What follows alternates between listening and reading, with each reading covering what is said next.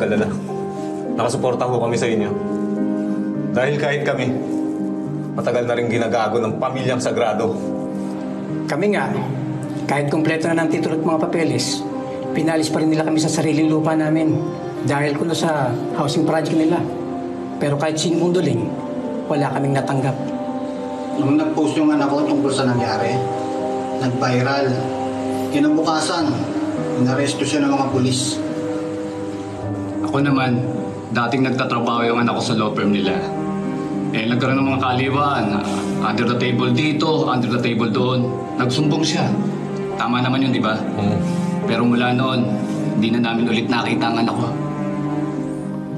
Lahat ng kumakalaban sa kanila, dinedispatcha nila. Yung anak ko, sinubukan nila ng ipapatay sa loob ng kulungan.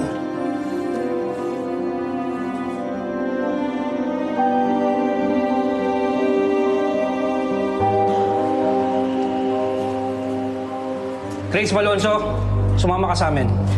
Anong kailangan niyo sa anak ko? Ano makailang tang? Huwag niyong sasaktan yan! Mapapatay